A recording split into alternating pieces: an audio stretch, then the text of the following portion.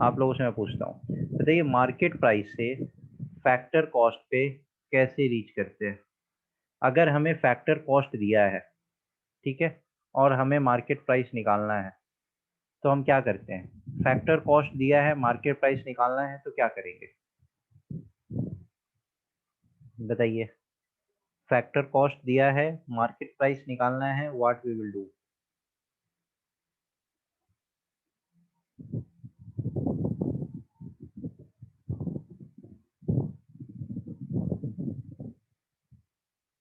Add taxes, taxes नहीं Afreen, add indirect tax. Tax का मतलब डायरेक्ट टैक्स और इनडायरेक्ट टैक्स दोनों होता है। इनडायरेक्ट टैक्स और माइनस सब्सिडी, ठीक है। हाँ, indirect tax minus subsidy, subsidy भी बताना है ना, तो plus indirect tax minus subsidy, ठीक है। हाँ हाँ, योर आंसर इज राइट। चलिए, जीडीपी एट मार्केट प्राइस दे रखा था, और हम लोगों को जो नेशनल इनकम निकालना था वो क्या था, NNP eight factor cost, net national product at factor cost, GDP gross domestic product at market price. So GDP at market price से एनएनपी एट फैक्टर कॉस्ट तक हम लोग कैसे पहुंचे थे। जीडीपी एट मार्केट प्राइस से एनएनपी एट फैक्टर कॉस्ट पे कैसे पहुंचे थे, आई वांट टू नो। क्या किया पहले, जीडीपी एट मार्केट प्राइस पे क्या करेंगे।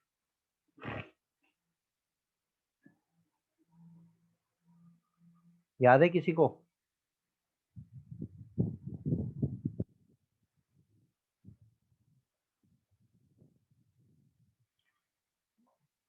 चलिए, पहले तो डेप्रिसिएशन माइनस करेंगे ना। सबसे पहले फर्स्ट पॉइंट बताइए क्या करेंगे। हाँ, वेल डन। सी प्लस आई प्लस जी प्लस एन एक्स, ये तो पहले जीडीपी एट मार्केट प्राइस निकला कैसे था, वेल डन, ठीक है। ये तो निकल गया, जीडीपी एट मार्केट प्राइस हमारा कैसे निकला, तो सी प्लस जी प्लस आई प्लस एन एक्स से हमारा जीडीपी एट मार्केट प्राइस निकल गया। अब क्या करेंगे, तो अब इससे डेप्रिसिएशन माइनस करेंगे। जब डेप्रिसिएशन माइनस करेंगे तो क्या मिलेगा हमें।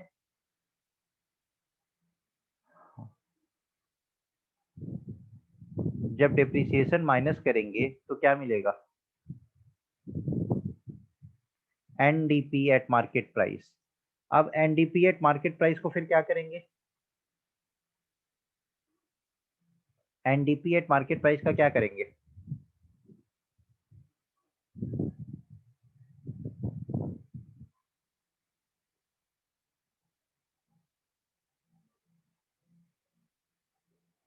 Wonderful, minus indirect tax plus subsidy, minus indirect tax plus subsidy, इससे क्या निकलेगा। Minus indirect tax plus subsidy करने से क्या निकलेगा।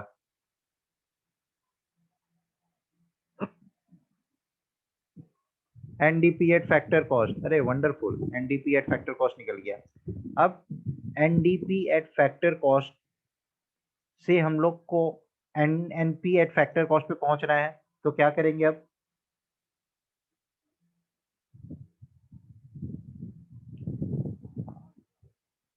क्या करेंगे। एनएनपी एट फैक्टर कॉस्ट दिया हुआ है और हमें निकालना क्या है, sorry NDP at factor cost दिया है और हमें निकालना क्या है, एनएनपी एट फैक्टर कॉस्ट। क्या करेंगे, net factor from abroad, wonderful, net factor income from abroad, NFIA, ये आपका बताएगा NNP eight factor cost. Wonderful, आप सबको याद है, दैट्स ग्रेट। किसी को इसमें कोई डाउट, इस चीज में किसी को कोई डाउट, सबका क्लियर है।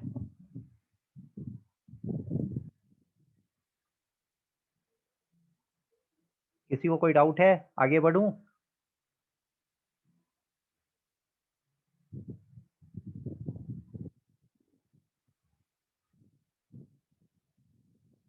क्या हुआ, आप लोग कुछ बता क्यों नहीं रहे हो, अभी तक तो आंसर इतना अच्छा दे रहे थे। अच्छा, डाउट नहीं है तो इसका मतलब थोड़ी कि जिसको डाउट नहीं है वो आंसर नहीं देगा, वो बता दे कि सर मेरा क्लियर है।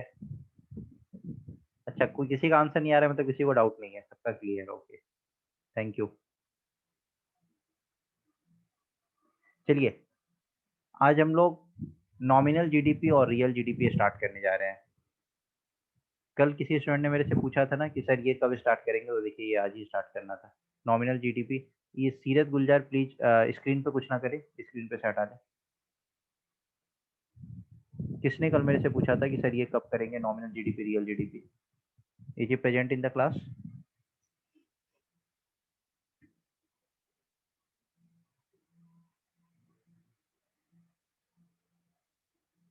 देखिए, रियल जीडीपी क्या होता है? जीडीपी तो अभी आपने निकाला, ग्रॉस डोमेस्टिक प्रोडक्ट, ठीक है। अब जीडीपी भी दो तरीके का होता है, एक होता है आपका रियल, दूसरा होता है आपका नॉमिनल। रियल क्या होता है? जिस जीडीपी को आप कांस्टेंट प्राइस पे कैलकुलेट करते हैं वो आपका रियल जीडीपी होता है, और जिस जीडीपी को आप करंट मार्केट प्राइस पे कैलकुलेट करते हैं वो आपका होता है नॉमिनल जीडीपी। अब इसका क्या मतलब है? Current market price, constant market price. तो कांस्टेंट मार्केट प्राइस का मतलब जानते हैं क्या होता है? बेस ईयर डिसाइडेड होता है। The year which price are used to calculate the real GDP, उसको बेस ईयर बोलते हैं। तो रियल जीडीपी कांस्टेंट प्राइस पे आप कैलकुलेट करते हैं, nominal GDP current market price पे कैलकुलेट करते हैं। जो कांस्टेंट मार्केट प्राइस होता है ना, वो बेस ईयर का प्राइस होता है। उसी प्राइस को यूज करते हैं हम लोग रियल जीडीपी कैलकुलेट करने में। तो बताइए, which will give us the perfect reading? Real GDP हमें परफेक्ट रीडिंग देगा या नॉमिनल जीडीपी हमें परफेक्ट रीडिंग देगा? बेस ईयर मीन्स, देखिए, जैसे हर 4-5 साल बाद ना, 4 to 5 years बाद एक बेस ईयर हम लोग बनाते हैं। बेस ईयर जिस साल इन्फ्लेशन बहुत हाई और डिफ्लेशन बहुत लो नहीं होता है, मतलब जिस साल आपका इन्फ्लेशन एकदम नॉमिनल होता है, प्राइस बहुत हाइक नहीं कर रहा होता है, वो ईयर हमारा बेस ईयर होता है। जैसे अभी 2011-12 बेस ईयर चल रहा है, इसके पहले 2004-5 हमारा बेस ईयर था। तो ऐसे ही बेस ईयर चेंज होते रहता है। बेस ईयर क्या होता है? वो साल होता है जिस साल आपका प्राइस बहुत ज़्यादा डिफर नहीं करता है, बहुत ज़्यादा हाइक नहीं होता, इन्फ्लेशन नहीं होता है। इन्फ्लेशन से क्या होता है? प्राइस तो ऑटोमेटिकली राइज कर जाता है। प्राइस राइज करने का ये मतलब तो नहीं है ना कि आपका जो प्रोडक्शन है वो भी राइज कर रहा है। अभी हम लोग डिटेल में पूरा एनालिसिस देखते हैं। चलिए, अभी पूरा एनालिसिस ही देखेंगे। देखिए, जीडीपी दो तरीके का होता है, नॉमिनल और रियल। लेकिन हम लोगों को जो परफेक्ट डेटा जो देता है वो रियल जीडीपी देता है, नॉमिनल नहीं देता है। परफेक्ट डेटा किससे मिलेगा? रियल जीडीपी से। नॉमिनल जीडीपी क्या होता है? नॉमिनल जीडीपी और nominal gross domestic product is a measure of value of all final goods and services produced with in a country border at current market price. In calculating nominal GDP, we only use current quantity at current year prices. देखिए इसका क्या मतलब है, अभी मैं आपको detail में one by one सारा ये समझाता हूँ। नॉमिनल जीडीपी रियल जीडीपी इसका क्या मतलब है? देखिए, जब हम लोग नॉमिनल जीडीपी कैलकुलेट कर रहे हैं तो हम लोग करेंट क्वांटिटी, मतलब उस साल में जो जितना क्वांटिटी का प्रोडक्शन हुआ है उस क्वांटिटी को लेते हैं, और उस साल उस क्वांटिटी का क्या प्राइस है उस प्राइस को हम लोग लेते हैं, और तब हम लोग क्या कैलकुलेट करते हैं? Nominal GDP. लेकिन जब हम लोग रियल जीडीपी का बात करते हैं तो हम लोग जो क्वांटिटी लेते हैं वो तो उसी साल का लेते हैं, लेकिन जो प्राइस होता है ना वो हमारा बेस ईयर का प्राइस होता है। उस प्राइस को हम लोग यूज करके कैलकुलेट करते हैं हमारा रियल जीडीपी। ठीक है, इतना बात सबको समझ आया? इतनी चीजें सबको समझ आई कि रियल जीडीपी कैलकुलेट करने समय क्या करते हैं और नॉमिनल जीडीपी कैलकुलेट करने समय क्या करते हैं?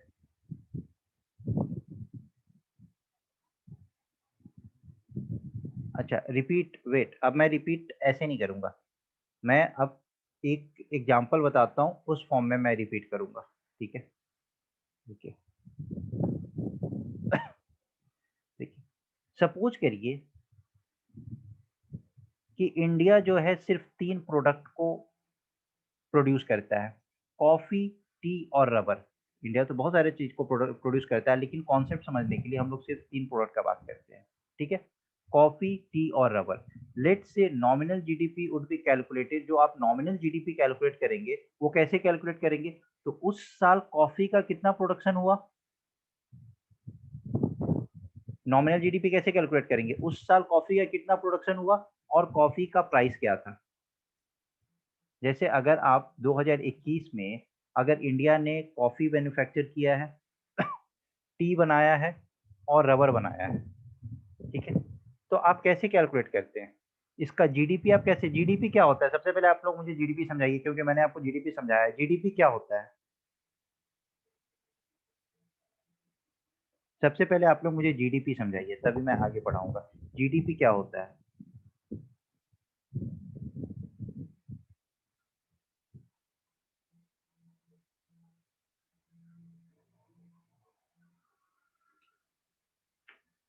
देखिए, जीडीपी नहीं समझ आएगा तो ये फिर चैप्टर समझ नहीं आएगा, इसलिए जीडीपी समझना बहुत इंपॉर्टेंट है। बताइए जीडीपी क्या होता है?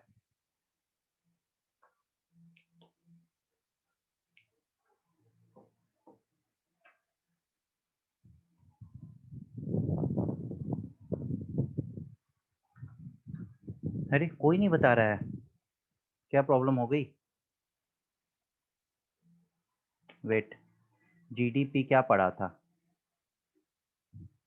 Market value, yes, market value किसका? तो जितने भी गुड्स और सर्विसेज का एक साल में प्रोडक्शन हुआ है, उन सब का मार्केट वैल्यू। तो अगर 100 क्वांटिटी आपका राइस का प्रोडक्शन हुआ है, 100 KG rice, 10 KG wheat, 20 KG T, जितना ऐसे अगर प्रोडक्शन हुआ है, तो 1 केजी राइस का मार्केट वैल्यू अगर 10 रुपया है, तो आप 100 × 10 करेंगे ना, 1000 रुपया होगा ना। इसी तरीके से 10 केजी वीट का अगर प्रोडक्शन हुआ है और 1 केजी वीट का प्राइस अगर 20 रुपीज है, तो आप 20 × 10 करेंगे ना, 200 रुपया होगा ना। इसी तरीके से 1 केजी टी का अगर प्राइस 50 रुपीज है, तो 20 केजी टी का प्राइस क्या होगा? 1000 रुपीज होगा। तो आप सबको ऐड करेंगे, तब आपको पता चलता है ना कि पूरे साल में कितना प्रोडक्शन हुआ है, और वो आपको मार्केट वैल्यू बताता है, वही आपका जीडीपी होता है। Monetary value of all the final goods and services produced in economy with in 1 year, यही होता है ना जीडीपी। क्लियर है? हाँ, national income with in territory. तो निकालते कैसे हैं? ऐसे ही निकालते हैं ना, यही तो होता है ना जीडीपी। चलिए, अब इसी जीडीपी को ना दो पार्ट में डिवाइड किया गया है। एक है क्या, नॉमिनल जीडीपी, और एक है क्या, रियल जीडीपी। तो जो रियल जीडीपी होता है ना, वो आपको एग्जैक्ट वैल्यू बताता है। जो नॉमिनल जीडीपी होता है ना, वो एग्जैक्ट वैल्यू नहीं बताता है। अब इसमें डिफरेंस क्या है? तो अब हम लोग वही समझ रहे हैं कि नॉमिनल और रियल हम लोग क्यों पढ़ रहे हैं। देखिए, सपोज करिए इंडिया जो है, वो सिर्फ 3 क्वांटिटी प्रोड्यूस किया, कॉफी,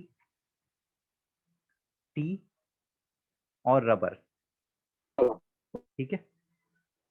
कॉफी, टी, रबर। तो जितना क्वांटिटी कॉफी का प्रोडक्शन हुआ, और जो उस साल कॉफी का जो मार्केट प्राइस था, उससे ऐड कर देंगे, उससे मल्टीप्लाई कर देंगे। सेम जितना क्वांटिटी टी का प्रोडक्शन हुआ, और उस साल जो टी का मार्केट प्राइस था, उससे मल्टीप्लाई करेंगे। इन द सेम वे, जितना क्वांटिटी रबर का प्रोडक्शन हुआ, उसके मार्केट प्राइस से उसको ऐड कर देंगे, मल्टीप्लाई कर देंगे, और सबको ऐड कर देंगे। तो ये आपका जो जीडीपी निकल के आता है, सपोज करिए कि आप 2021 का जीडीपी निकाल रहे हैं, तो 2020 का आप निकालेंगे। तो 2020 में जितना प्रोडक्शन हुआ कॉफी का, और 2020 में जो उसका प्राइस था, 2020 में टी का जितना प्रोडक्शन हुआ और 2020 में उसका जो प्राइस था, 2020 में रबर का जितना प्रोडक्शन हुआ और 2020 में रबर का जितना प्राइस था, तो ये सब जब आप निकालते हैं ना, तो उसको बोलते हैं GDP at nominal, at current price. GDP at current price, इसी को बोलते हैं नॉमिनल जीडीपी। करेंट प्राइस का क्या मतलब है? उसी साल का प्राइस आप ले रहे हैं और उसी साल का क्वांटिटी प्रोडक्शन आप ले रहे हैं, ठीक है।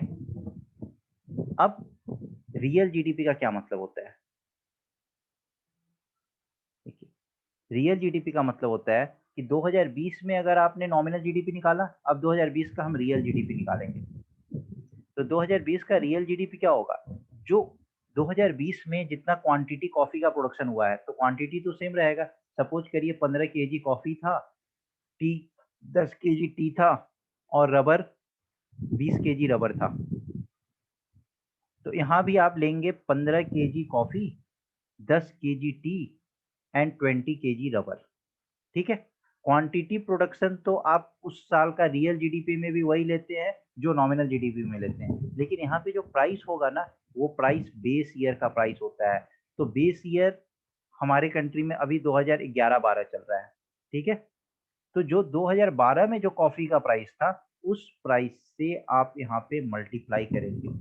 जो 2012 में जो आपका टी का प्राइस था उस प्राइस से आप यहाँ पे मल्टीप्लाई करेंगे, और 2012 में जो रबर का प्राइस था उस प्राइस से आप यहाँ पे मल्टीप्लाई करेंगे, तो आपको जो वैल्यू मिलेगा वो होता है आपका रियल जीडीपी। अब ऐसा क्यों करते हैं और इससे क्या होता है ये अब हम लोग देखते हैं। बताइए, यहाँ तक समझ आया सबको कि रियल जीडीपी और नॉमिनल जीडीपी में होता क्या है? पहले इसमें किसी को डाउट?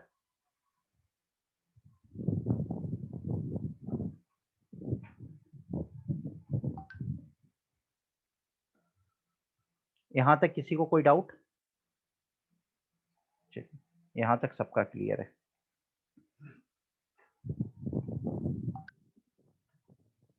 अब देखिए, अब बहुत मजा आने वाला है आप लोगों को। सब कोई ध्यान से समझे, सारा का सारा कॉन्सेप्ट आज क्लियर हो जाएगा। अब हम लोग रियल जीडीपी क्यों निकालते हैं, आपके मन में आ रहा होगा ना। इसे यहाँ तक तो समझ आया कि आपने बताया कि उस साल का जो क्वांटिटी प्रोडक्शन हुआ और उसके मार्केट प्राइस से उसको मल्टीप्लाई कर दीजिए तो नॉमिनल जीडीपी। अब ये क्या मतलब है कि क्वांटिटी प्रोडक्शन हम इस साल का देख रहे हैं और प्राइस हम 10 साल पहले का देख रहे हैं, बेस ईयर का प्राइस देख रहे हैं। ये क्या मतलब है? यही तो सबसे बड़ा मतलब है। अब ये देखते हैं कि क्यों रियल जीडीपी इंपॉर्टेंट होता है।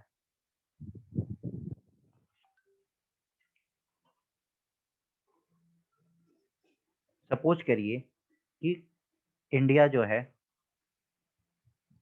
सिर्फ ब्रेड का प्रोडक्शन करता है, ठीक है। इंडिया क्या कर रहा है? सिर्फ ब्रेड का प्रोडक्शन कर रहा है। तो 2010 में,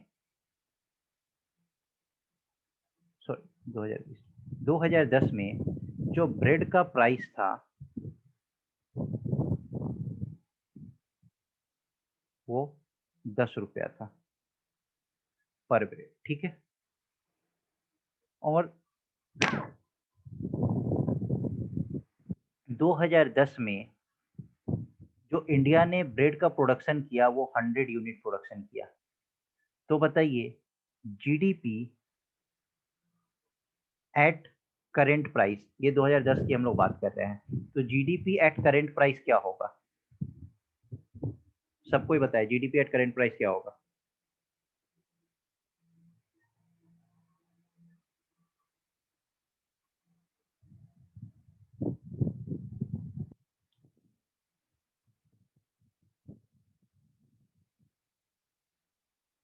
वंडरफुल ओनर, इरफान, आप लोग सबको ही बताएं। मैं सबसे आंसर चाहता हूँ, तभी ये चीज समझ आएगा और ये बहुत इंपॉर्टेंट चीज है।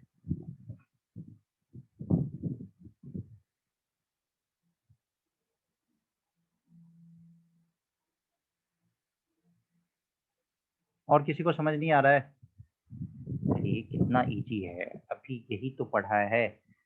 क्वांटिटी प्रोडक्शन उसके मार्केट प्राइस से मल्टीप्लाई करिए तो वही तो निकलता है जीडीपी एट करेंट प्राइस।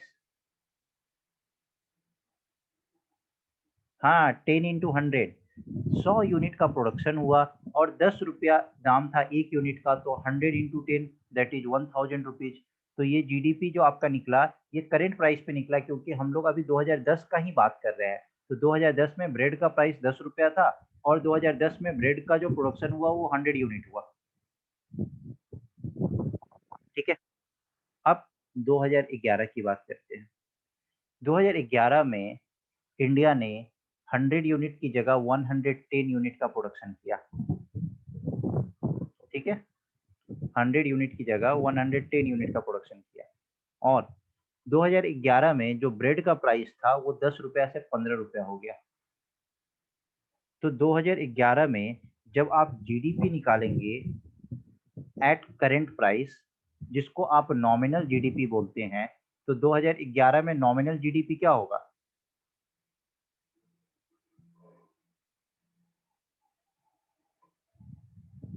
2011 का नॉमिनल जीडीपी क्या होगा? 2010 का तो आपने नॉमिनल जीडीपी निकाल लिया,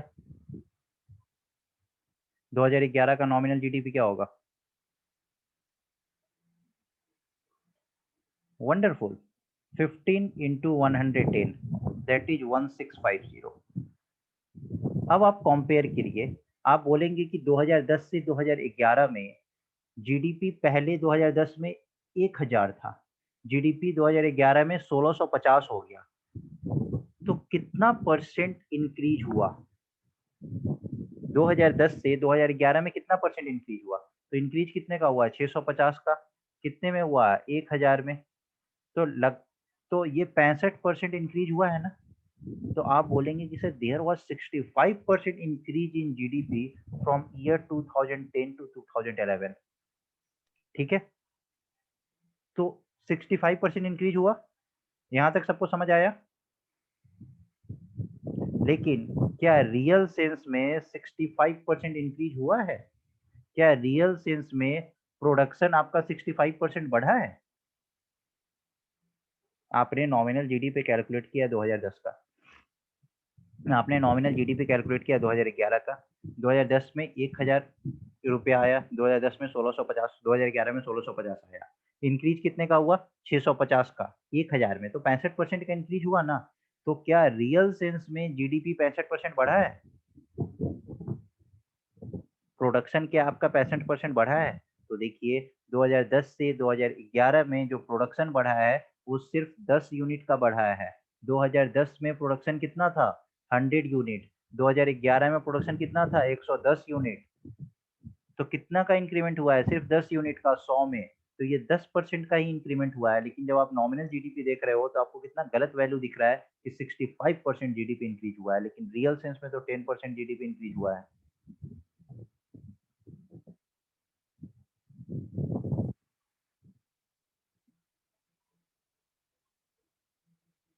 तो ये जो 50% आप देख रहे हो ये क्या इंक्रीज हुआ है? पहले 10 रुपया प्राइस था 2010 में, 2011 में प्राइस हो गया 15 रुपया, तो 5 रुपया प्राइस इंक्रीज हुआ है। प्राइस इंक्रीज होने का ये मतलब नहीं होता है कि आपके देश में प्रोडक्शन इंक्रीज हो रहा है। 5 रुपया प्राइस इंक्रीज हुआ है ना 10 रुपया में, मतलब 50% इंक्रीमेंट इन प्राइस। प्राइस आपका 50% बढ़ गया है, इसलिए आपको फॉल्स इंफॉर्मेशन दिख रहा है कि 65% जीडीपी इंक्रीज हुआ है। लेकिन आप रियल सेंस में देखोगे तो प्रोडक्शन तो सिर्फ 10% बढ़ा है। बट अगर आप बोलोगे कि सर 65% जीडीपी इंक्रीज हुआ है, तो क्या इंक्रीज हुआ है? अरे वो तो इन्फ्लेशन के कारण प्राइस इतना बढ़ गया, इस कारण से आप बोल रहे हो कि जीडीपी इतना इंक्रीज हुआ है। That's the false information. अगर इस इन्फॉर्मेशन पे आप चलोगे तो आपका देश का इकोनॉमी तुरंत गिर जाएगा।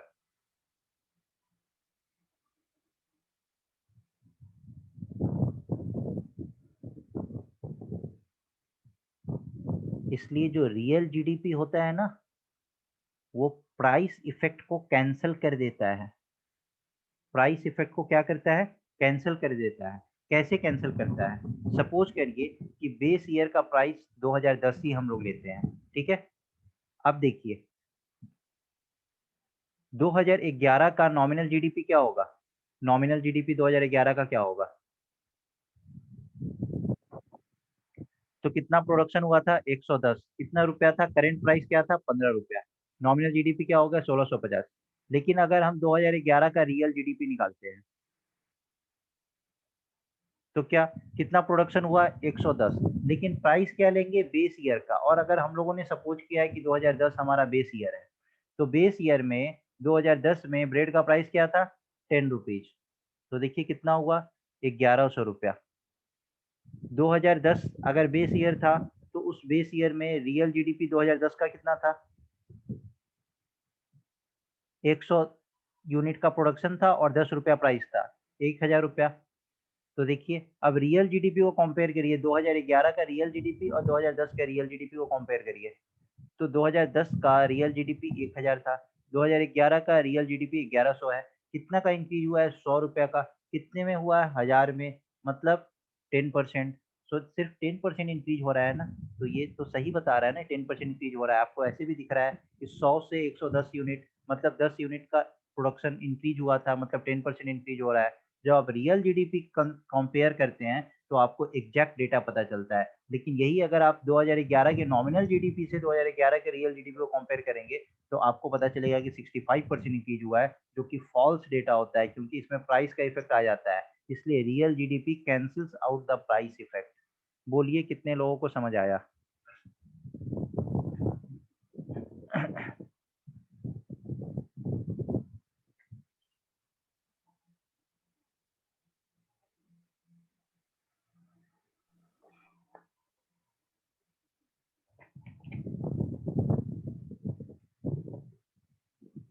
बोलिए, समझ आया नहीं समझ आया, क्या हुआ?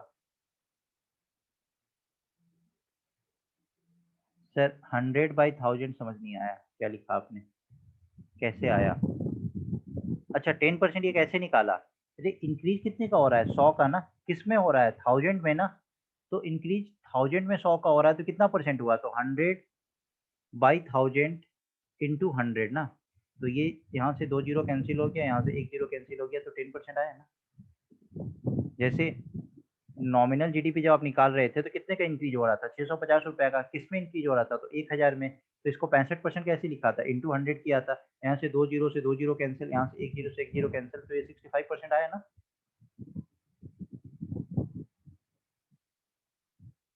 कोई है जिसे समझ ना आया हो?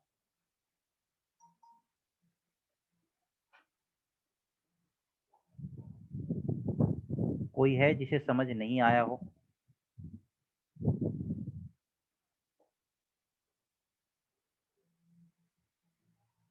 सबको समझ आ गया?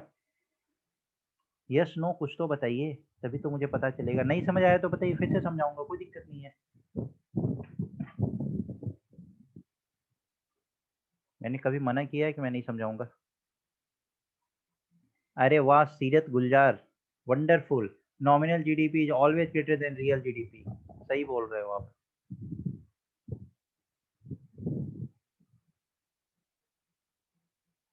यस सर, क्या समझ आया कि नहीं आया? सिर्फ 3 लोग का मैसेज आया, ओनर का, अफरान जाहिर और इदरिस मीर। Yes sir. बाद बाकी लोग को क्या समझ नहीं आया है? चलिए अब आपसे मैं नहीं पूछूंगा आपको समझ आया कि नहीं आया, मैं आगे पढ़ाता हूँ।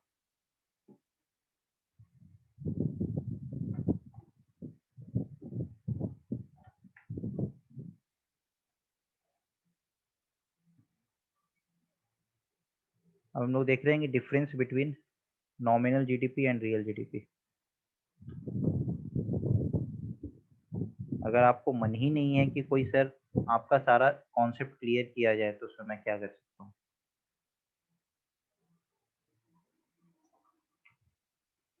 देखिए, नॉमिनल जीडीपी और रियल जीडीपी में डिफरेंस हम लोग देख रहे हैं। चलिए मैं नोट से आपको पढ़ा देता हूँ।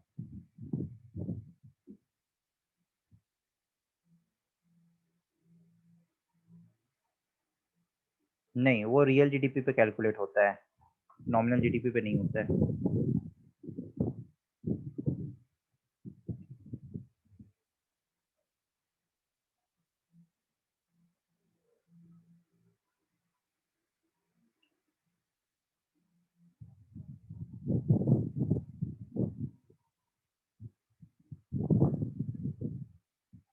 देखिए, why is calculating real GDP important? जो मैंने आपको समझाया है ये मैंने नोट्स में लिख दिया है। आई डोंट नो कितनों को समझ आया नहीं समझ आया, आप लोग मुझे बता नहीं रहे हो, तो मैं अब आगे बढ़ रहा हूँ। अब मैं ज़्यादा पूछूंगा नहीं, मैं ऐसे ही पढ़ूंगा। डिफरेंस नॉमिनल जीडीपी और रियल जीडीपी के बीच का देखते हैं। मीनिंग देखते हैं कि मीनिंग में क्या डिफरेंस है नॉमिनल जीडीपी और रियल जीडीपी के केस में। तो देखिए, नॉमिनल जीडीपी जो होता है ना, जो total economic output produced valued at current market price. जब करंट मार्केट प्राइस पे टोटल इकोनॉमिक आउटपुट को आप कंसीडर करते हो तो उसको आप बोलते हो नॉमिनल जीडीपी। जब total economic output produced at constant market price, constant market price का क्या मतलब है? बेस ईयर का जो प्राइस होता है उस पे जब आप कैलकुलेट करते हो तो उसको बोलते हो रियल जीडीपी। कैलकुलेशन तो करंट मार्केट प्राइस पे होता है, real GDP based on pre determined base year market price. पहले से ही बेस ईयर डिटरमाइंड होता है, उसका जो प्राइस होता है उस पे रियल जीडीपी कैलकुलेट होता है। अच्छा, price change effect. Nominal GDP में प्राइस चेंज इफेक्ट आता है कि रियल जीडीपी में प्राइस चेंज इफेक्ट आता है? किसमें प्राइस चेंज इफेक्ट इंक्लूडेड होता है और किसमें प्राइस चेंज इफेक्ट एक्सक्लूडेड होता है, मुझे ये जानना है।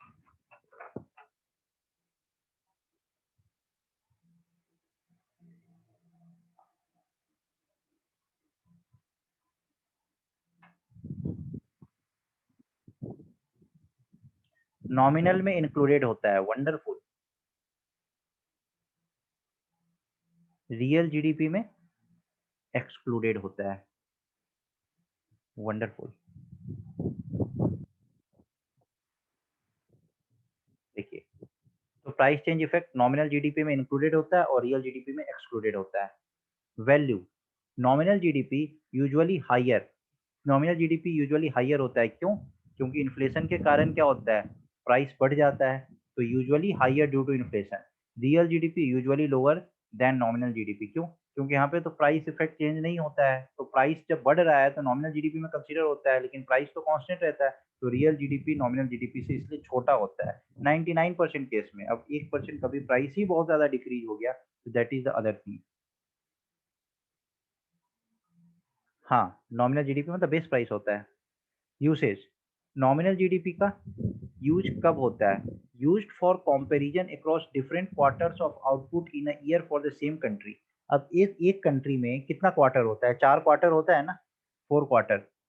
तो हर क्वार्टर को कंपेयर करने के लिए उस साल के प्राइस को ही देखते हैं। जैसे अगर अप्रैल से शुरू हो रहा है तो अप्रैल, मई, जून, फिर जुलाई, अगस्त, सितंबर।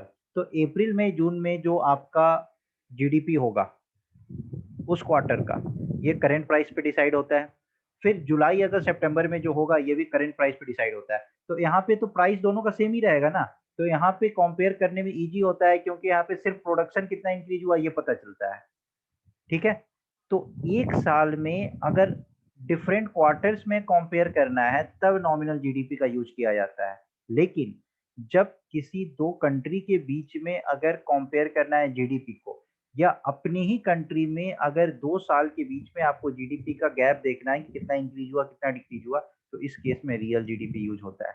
समझ आ गया? ये है आपका रियल जीडीपी, ये है आपका nominal GDP.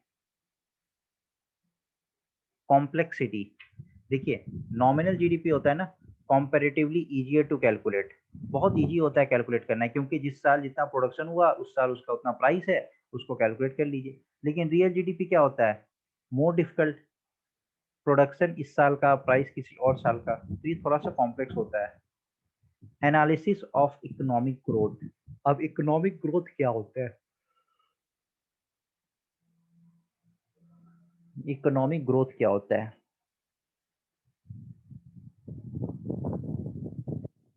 It is a per year increment in terms of GDP।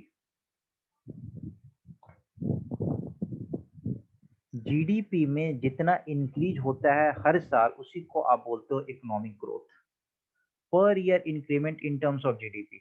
Suppose करिए 2019 का जो जीडीपी था वो 20 करोड़ था, 2021 का जो जीडीपी हुआ वो 21 करोड़ हुआ। ये सब रियल जीडीपी का बात हो रहा है, नॉमिनल जीडीपी नहीं, रियल जीडीपी का। तो इंक्रीज कितने का हुआ? 1 करोड़ का। कितने में? 20 करोड़ में। 1/20 इंटू 100, तो ये 5%। तो ये जो 5% क्या होगा, तो 5% is your economic growth. It is a per year increment in terms of GDP. GDP के टर्म्स में जो एक साल में जो इंक्रीज होता है उसी को आप बोलते हो इकोनॉमिक ग्रोथ। तो हर साल आप बताते हो ना कि इकोनॉमिक ग्रोथ 5% था, 8% था, 10% था, ऐसे, तो यही होता है। तो उस केस में आप क्या कैलकुलेट करते हो, नॉमिनल जीडीपी या रियल जीडीपी? तो इस केस में आप रियल जीडीपी कैलकुलेट करते हो, ना कि नॉमिनल जीडीपी। देखिए, इकोनॉमिक ग्रोथ तो समझ आ गया, इकोनॉमिक ग्रोथ क्या होता है। अब नॉमिनल जीडीपी में अगर आप इकोनॉमिक ग्रोथ कंसीडर करेंगे तो क्या पता चलेगा आपको? Percentage increase in real GDP. हाँ, wonderful, percentage increase in real GDP. तो देखिए, अगर नॉमिनल जीडीपी आपका इकोनॉमिक ग्रोथ देखते हैं तो प्राइस चेंज के कारण क्या आपको पता चलेगा कि कितना वॉल्यूम ऑफ प्रोडक्शन इंक्रीज हुआ है? क्योंकि इसमें प्राइस चेंज तो इंक्लूडेड रहता है। जो केस हम लोगों ने देखा था 2010 में 1000 था, 2011 में ये 1650 हो गया था। तो इंक्रीज कितने का होता है, 650 का 1000 में, तो 65% इंक्रीज हुआ था। तो क्या 65% इकोनॉमिक ग्रोथ था? नहीं, इकोनॉमिक ग्रोथ तो सिर्फ 10% था, 65% तो फॉल्स इंफॉर्मेशन था, क्योंकि यहाँ पे प्राइस चेंज इफेक्ट इंक्लूडेड है। तो इस कारण से इकोनॉमिक ग्रोथ के केस में अगर आप नॉमिनल जीडीपी कैलकुलेट करते हैं तो यहाँ पे वॉल्यूम ऑफ ग्रोथ को ये सेग्रीगेट नहीं करता, ये अलग नहीं करता है। इसलिए इकोनॉमिक ग्रोथ के केस में हम लोग नॉमिनल जीडीपी कंसीडर नहीं करते हैं। रियल जीडीपी क्या होता है? ये सिर्फ कितना वॉल्यूम ऑफ प्रोडक्शन इंक्रीज हुआ है, सिर्फ उस चीज का बात करता है। तो concentrate on volume growth only, hence economic growth can be more appropriately analysed. तो इकोनॉमिक ग्रोथ को आप बहुत अप्रोप्रिएटली इसको एनालाइज कर पाते हैं। ठीक है।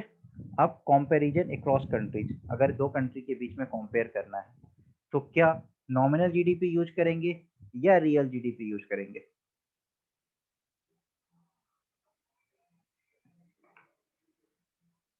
बताइए, अगर दो कंट्री के बीच में कंपेयर करना है तो क्या करेंगे?